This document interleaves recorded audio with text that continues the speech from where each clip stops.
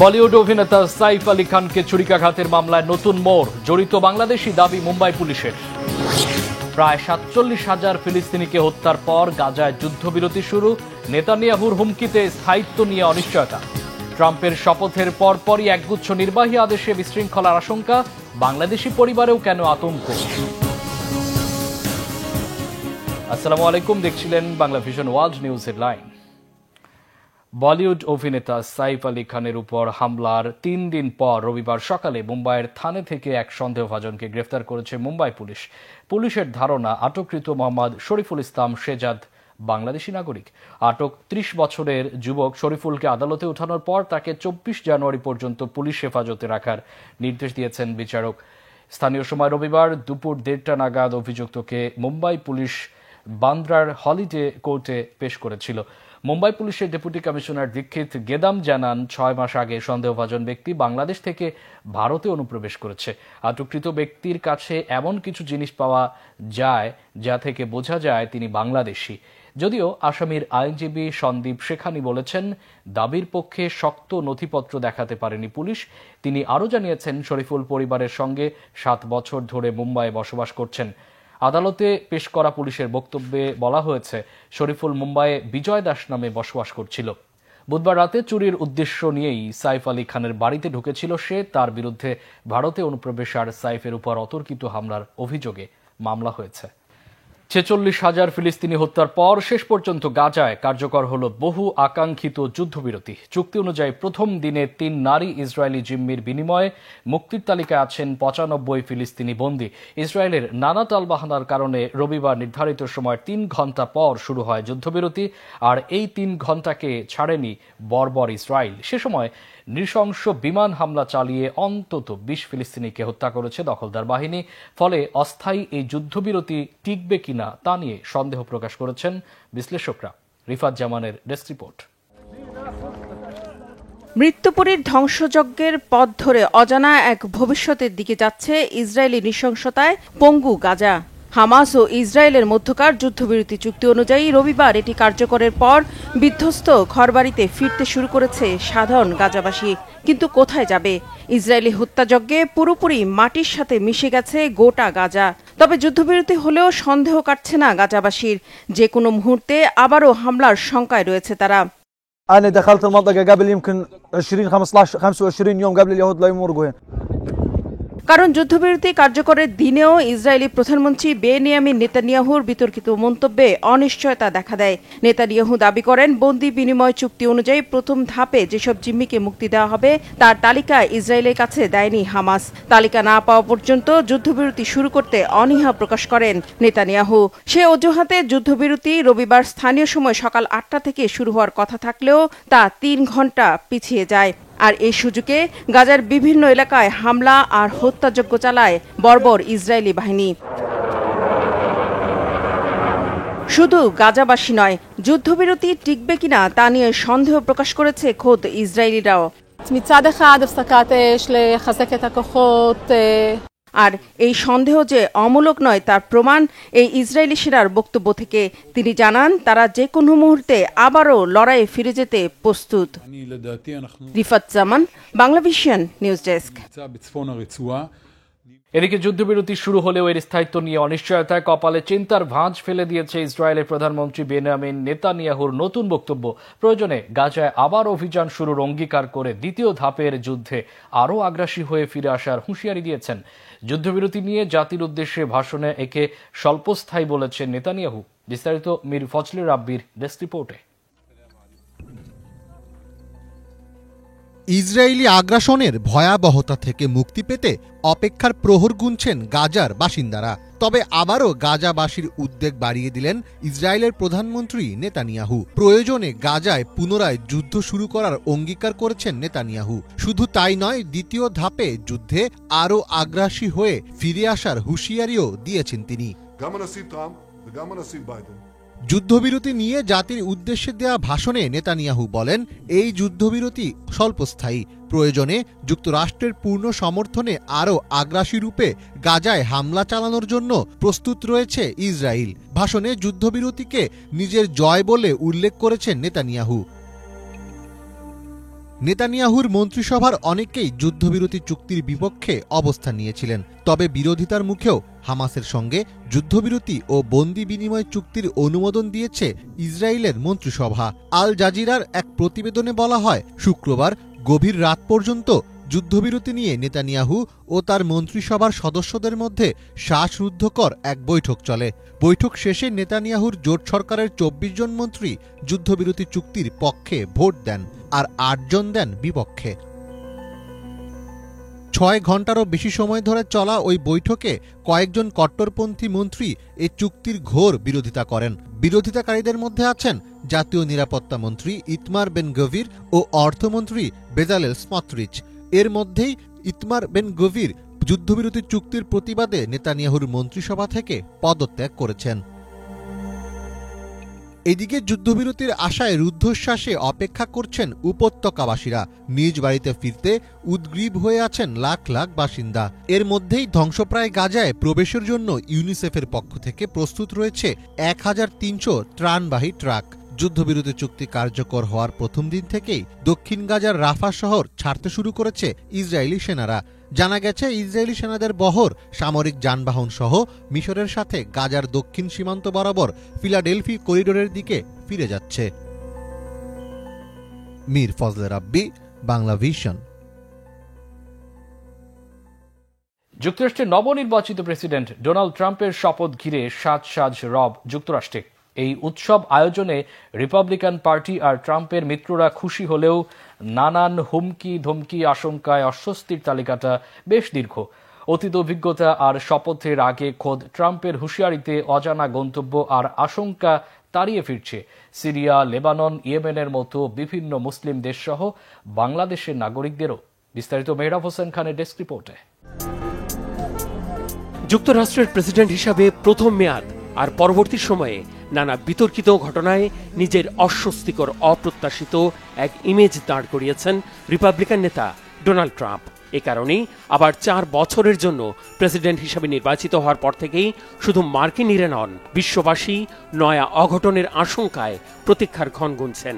গত বছরের নভেম্বরে নির্বাচনের আগে ও পরে বিভিন্ন সাক্ষাৎকার, জনসভা আর কথোপকথনে ট্রাম্পের মুখ থেকেই শোনা আগাম আভাস ইঙ্গিত দিচ্ছে আশঙ্কা অমূলক নয়। কি সব অঘটন অপেক্ষা করছে? ট্রাম্পের তালিকায় কারা আছেন সম্ভাব্য বিপদের মুখে? আগাম প্রস্তুতি থেকেই রেহাই মিলবে? ট্রাম্পের দ্বিতীয় মেয়াদ যে স্বাভাবিক হবে না সেই আভাস দিয়ে রেখেছেন খোদ তার দল রিপাবলিকান পার্টির শীর্ষ নেতারা। রিপাবলিকান সিনেটর জন ব্রাসও জানিয়েছেন, তীব্র তুষার ঝড়ের আদলে নির্বাহী আদেশের ছড়াছড়িতে ধাক্কা খাবেন, বিস্মিত হবেন মার্কিনীরা। নতুন প্রশাসন দায়িত্ব নেওয়ার পর এটি স্বাভাবিক রীতি হলেও ট্রাম্পের বেলায় উদ্বেগের যথেষ্ট কারণ রয়েছে। ২০২৩ সালের নভেম্বরে ফক্স নিউজে সিন হ্যানিটিকে দেয়া এক সাক্ষাৎকারে নিজের ভয়ঙ্কর সুপ্ত বাসনা খোলাসা করেছেন ট্রাম্প। প্রশ্ন ছিল, প্রেসিডেন্টের ক্ষমতার অপব্যবহারের ইচ্ছা আছে কি? ট্রাম্পের উত্তর ছিল, একদিনের জন্য হলেও হতে চান স্বৈরশাসক। কারণটি খোলাসা করে ট্রাম্প বলেছেন, অভিবাসন প্রত্যাশীদের অনুপ্রবেশ বন্ধ করতে আর কূপ খনন করে জ্বালানি উত্তোলন জোরদারের জন্য। প্রথম দিনের নির্বাহী আদেশ সই করার সম্ভাব্য তালিকা ট্রাম্পের বিভিন্ন সময়ের উক্তি থেকেই পাওয়া গেছে। সবচেয়ে বেশি বলেছেন অভিবাসন প্রত্যাশীদের ঢালাও অনুপ্রবেশ বন্ধ নিয়ে। এমনকি নির্বাচনে ভোটাভুটির আগের দিনও বলেছেন, নির্বাচিত হলে প্রথম দিনই নির্বাহী আদেশে অবৈধ অভিবাসীদের দেশ থেকে তাড়ানোর সবচেয়ে বড় কর্মসূচি হাতে নেবেন। সেই সাথে বন্ধ করবেন অনুপ্রবেশকারীদের সবচেয়ে লোভনীয় পথ মেক্সিকো লাগোয়া দক্ষিণের সীমান্ত।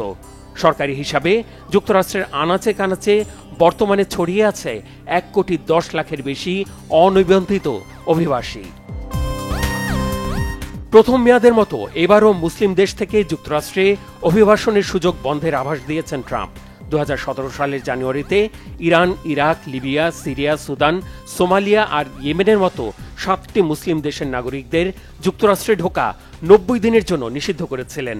আর সিরিয়ার শরণার্থীদের যুক্তরাষ্ট্রে ঢোকার সুযোগ বন্ধ করেছিলেন অনির্দিষ্টকালের জন্য।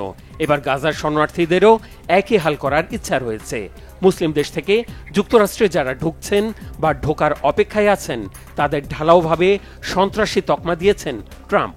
যুক্তরাষ্ট্রে মুসলিম অভিবাসীদের টিকে থাকা কঠিন থেকে কঠিনতর করার আগাম আভাসও মিলেছে ট্রাম্পের বিতর্কিত আগ্রাসী মন্তব্যে।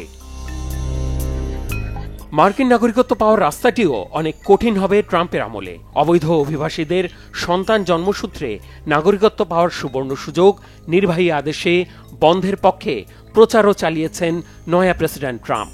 এতে চরম উদ্বিগ্ন বাংলাদেশ, ভারত, মেক্সিকো সহ বিভিন্ন দেশ থেকে যাওয়া অভিবাসন প্রত্যাশীরা। একে ভয়ঙ্কর বলেছেন বিদায়ী প্রেসিডেন্ট জো বাইডেন। মার্কিন সংবিধানের 14তম সংশোধনীর মাধ্যমে 150 বছরেরও বেশি সময় ধরে যুক্তরাষ্ট্রে এই বিধান বহাল রয়েছে। যে কোনো মূল্যে রাশিয়া ইউক্রেন যুদ্ধ বন্ধের আগাম আভাস দিয়ে রেখেছেন ট্রাম্প। বলেছেন শপথের পর দ্রুততম সময়ের মধ্যে দেখা করবেন পুরানো মিত্র রাশিয়ার প্রেসিডেন্ট ভ্লাদিমির পুতিনের সাথে। যুদ্ধ বন্ধে ট্রাম্প দৃঢ় আত্মবিশ্বাস দেখালেও মধ্যস্থতা হলে ইউক্রেনে আগ্রাসনকারী রাশিয়ার পাল্লাই ভারী থাকবে বলে মনে করছেন বিশ্লেষকরা। স্বার্থ লঙ্ঘিত হবে ইউক্রেনের। শান্তি প্রতিষ্ঠার প্রয়োজনে শক্তি প্রয়োগের আগাম সতর্কবার্তা দেয়া ট্রাম্প উদাহরণ হিসেবে দাঁড় করিয়েছেন এরই মধ্যে কৃতিত্ব নিয়েছেন গাজা যুদ্ধবিরতির। শত্রুকে অস্ত্র নয়, ব্যবসা বাণিজ্যের কৌশলে ঘায়েলের নীতিতে এগুনোর প্রকাশ্য ঘোষণা দিয়েছেন ট্রাম্প। চীন আর কানাডার ওপর উচ্চ হারে আমদানি শুল্ক আরোপের ঘোষণাও দিয়েছেন। বলেছেন দেশের অর্থনীতিকে চাঙ্গা করে বাড়তি তহবিল সংগ্রহের জন্য বিদেশি রাষ্ট্রগুলোর সাথে বাণিজ্য যুদ্ধে নামবেন। এই লক্ষ্যে চীনের ওপর 60% আর কানাডা ও মেক্সিকোর ওপর 25% পর্যন্ত আমদানি শুল্ক আরোপের ঘোষণা দিয়েছেন। সমাধান চাইলে যুক্তরাষ্ট্রে মাদক, অস্ত্র আর অভিবাসী ঢোকানোর পথ রুদ্ধ করার শর্ত দিয়েছেন নয়া মার্কিন প্রেসিডেন্ট। 2021 সালের 6 জানুয়ারি ক্যাপিটল হিলে হামলার মতো নজিরবিহীন অঘটনে জড়িত নিজের কর্মী সমর্থকদের ক্ষমা করার আগাম আভাসও দিয়ে রেখেছেন ট্রাম্প। বলেছেন ওই ঘটনায় আটককৃতদের রাজনৈতিক বন্দী বা জিম্মি হিসেবে দেখবেন। অভ্যন্তরীণ নীতিতে ট্রাম্প যে কৌশল অনুসরণ করবেন তার কেন্দ্রে রয়েছে 3টি স্তম্ভ। অতি ধনীদের জন্য বর্ধিত হারে কর কমানো, উচ্চ হারে আমদানি শুল্ক আরোপ ও বড় ব্যবসার স্বার্থে স্বাস্থ্য ও পরিবেশ ক্ষেত্রে বর্তমানে চালু বিধিনিষেধের শিথিল করবেন। এতে উচ্চবিত্ত বান্ধব আর পরিবেশ বিধ্বংসী একটি প্রশাসন যে আগামী 4 বছর দাপিয়ে বেড়াবে এতে কোনো সন্দেহ নেই। Mehrab Hussain Khan, Bangla vision news desk. যুক্তরাষ্ট্রের নবনির্বাচিত প্রেসিডেন্ট ডোনাল্ড ট্রাম্প 20 জানুয়ারি শপথ নেয়ার পরপরই শুরু হতে পারে অবৈধ অভিবাসী ধরপাকড় আর তাদের দেশ থেকে তাড়ানোর অভিযান। এই ধরপাকড়ের প্রথম শিকার হতে পারে New York, Chicago, Los Angeles, ডেনভারের মতো শরণার্থী বান্ধব শহরগুলো। এতে অনিশ্চিত হয়ে পড়বে অবৈধ পথে যুক্তরাষ্ট্রে পা রাখা লক্ষাধিক বাংলাদেশি ও তাদের পরিবারের ভবিষ্যৎ। পরিস্থিতি সামাল দিতে বিক্ষোভ আন্দোলন সহ সব নানা রকম প্রস্তুতি নিচ্ছে অভিবাসী অধিকার নিয়ে কাজ করা বিভিন্ন ব্যক্তি ও প্রতিষ্ঠান। ডেস্ক রিপোর্টে বিস্তারিত জানাচ্ছেন হাফিজুল ইসলাম। যুক্তরাষ্ট্রের আকাশে ঘনাচ্ছে বিপদের মেঘ। New York, Chicago, Los Angeles সহ দেশটির অনেক বড় শহরেই বইছে আতঙ্কের হাওয়া। অবৈধ অভিবাসীদের খুঁজে বের করে তাদের তাড়িয়ে দেয়ার জোর প্রস্তুতি নিচ্ছে ট্রাম্প প্রশাসন। ব্যাপক ধরপাকড় শুরু হলে জটিল সংকটে পড়বে দেশটির অসংখ্য শরণার্থী। এর জেরে অনিশ্চিত হয়ে পড়তে পারে অবৈধ পথে যুক্তরাষ্ট্রে পা রাখা লক্ষাধিক বাংলাদেশি ও তাদের পরিবারের ভবিষ্যৎ। এমন পরিস্থিতিতে প্রশ্ন উঠেছে, আগামীতে কি আমেরিকার মতোই কঠোর হবে আন্তর্জাতিক অভিবাসন নীতি? সাম্প্রতিক বছরগুলোতে পৃথিবী জুড়েই বেড়েছে অবৈধ অভিবাসী আটক ও তাদের নিজের ভূখণ্ডে ফেরত পাঠানোর প্রবণতা। ট্রাম্পের দেয়া ঘোষণা অনুসারে যুক্তরাষ্ট্রে শরণার্থীদের বিরুদ্ধে কড়াকড়ি চলতে থাকলে কি ঘটবে শেষ পর্যন্ত কারো কাছেই নেই সেই উত্তর। শরণার্থী ও দীর্ঘদিন ধরে বসবাসকারী অভিবাসীরা বর্তমান অবস্থার সাথে খাপ খাওয়াতে পারছে না। তাদের দুশ্চিন্তা, উদ্বেগ, ভয় থেকেই যাচ্ছে। সবসময় ভাবছে এখন কি করব, এরপর কি হবে, কি হতে চলেছে। এসব প্রশ্ন তারা করতেই থাকে, কিন্তু আমার কাছে কোনো উত্তর নেই। এই ব্যাপারটি পরিস্থিতি আরো খারাপ করে তুলছে। উত্তর পাওয়ার আশায় অভিবাসীরা আমার দিকে তাকিয়ে আছে। সাধারণত আমার কাছে কোনো না কোনো সমাধান থাকে, কিন্তু এখন আমার বলার মতো কিছুই নেই। New York Times, Wall Street journal সহ প্রভাবশালী মার্কিন গণমাধ্যমে প্রকাশিত অভিযানের খবর অভিবাসীদের মাঝে ছড়াচ্ছে ভয় ও উত্তেজনা। সংশ্লিষ্ট বিশেষজ্ঞরা বলছেন, এমন জোরপূর্বক বিতাড়ন ও আটকের পরিবেশ তৈরি হলে সেটা কেবল শরণার্থীদের জীবনকেই নয়, যুক্তরাষ্ট্রের বিভিন্ন সেক্টরকেও ফেলবে গভীর সংকটে। শরণার্থীরা নিজের ও তাদের পরিবারের সাথে কি ঘটতে পারে সেটি নিয়ে চিন্তায় আছে। ডিপোর্ট বা নির্বাসন নিয়েও রয়েছে উদ্বেগ। কিন্তু অভিবাসীদের জন্য সবচেয়ে বড় আঘাত হলো ভয়ের মধ্যে বসবাস করা। যখন মানুষ ভয়ের মধ্যে বাস করে তখন তারা কোনো কাজে যায় না, শিক্ষা প্রতিষ্ঠানে যাওয়া বন্ধ করে দেয়। দীর্ঘমেয়াদে এর আঘাত কেবল শরণার্থী গোষ্ঠীর উপর পড়বে, ব্যাপারটা সেরকম নয়। অভিবাসীদের শ্রমের উপর নির্ভরশীল হয় আমাদের নগরীসহ সারা দেশেই পড়বে এর প্রভাব। আমাদের পণ্য কেনে এমন ভোক্তাদের একটি বড় অংশ মার্কিন যুক্তরাষ্ট্রে অভিবাসী হিসাবে এসেছেন। ফলে এসব মানুষ ভয়ের মধ্যে থাকলে সেটা প্রভাবিত করবে সবাইকে। মার্কিন সরকারের কর্মকর্তা ও শরণার্থী অধিকার কর্মীদের বরাতে বিভিন্ন সূত্র জানাচ্ছে, অচিরেই অভিযান শুরু করতে পারে যুক্তরাষ্ট্রের ইমিগ্রেশন অ্যান্ড কাস্টমস এনফোর্সমেন্ট সংস্থা। Chicago, New York, Los Angeles, Denver, মিয়ামির মতো অভিবাসীদের আশ্রয়দাতা হিসাবে পরিচিত শহরগুলো থাকবে তালিকার প্রথম দিকে। যদিও গত 18 জানুয়ারি এক সাক্ষাৎকারে ট্রাম্পের সীমান্ত সম্রাট হিসাবে দায়িত্ব নেয়া টম হোমেন জানিয়েছেন, এখনও কোনো সিদ্ধান্ত নেয়নি প্রশাসন। পরিস্থিতি সামাল দিতে এর মধ্যেই মাঠে নেমেছে ইমিগ্রেশন রাইটস ও মানবাধিকার নিয়ে কাজ করা বিভিন্ন সংগঠন।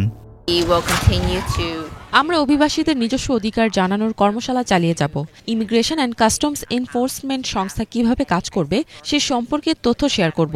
নিউ ইয়র্ক সিটিতে যেখানে কেউ থাকুন অথবা আপস্টেটে চলাচল করুন, আমরা আমাদের কমিউনিটির পাশেই থাকব, সেই সাথে কমিউনিটির যত্ন নেব।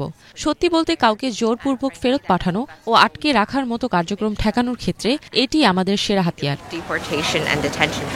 অভিবাসীদের স্বর্গরাজ্য হিসাবে একসময় সুনাম থাকলেও ইদানিংকালে ক্রমেই রং হারাচ্ছে আমেরিকান ড্রিমস। অবৈধ বিদেশিরা আমেরিকার রক্তকে বিষাক্ত করে তুলেছে বলে মন্তব্য করেছিলেন নবনির্বাচিত প্রেসিডেন্ট ডোনাল্ড ট্রাম্প। নির্বাচনী প্রচারণায় ট্রাম্প জানিয়েছিলেন, ক্ষমতায় এসেই আমেরিকার ইতিহাসে সবচেয়ে বড় অভিবাসী বিতরণ কর্মসূচি চালু করবে তার সরকার। ট্রাম্পের কঠোর অভিবাসন নীতি ও বিতর্কিত নানা পদক্ষেপ দেশটির শরণার্থী সমস্যার সমাধান করবে নাকি সৃষ্টি করবে নতুন সংকট, সেটা দেখার জন্য থাকতে হবে অপেক্ষায়। হাফিজুল ইসলাম, বাংলা ভিশন।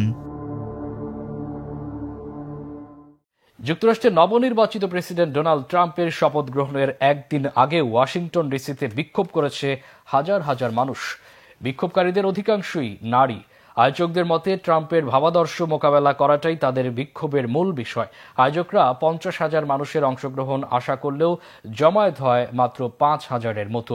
এই কর্মসূচির নাম দ্য পিপলস মার্চ।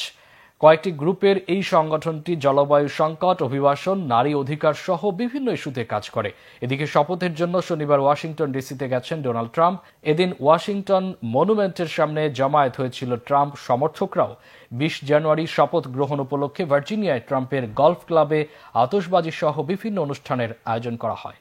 বিদ্রোহ দমনে চলমান যুদ্ধের মধ্যেই মিয়ানমারের জান্তা সরকারকে অত্যাধুনিক প্রযুক্তির 6টি Su-30 যুদ্ধবিমান সরবরাহ করেছে রাশিয়া।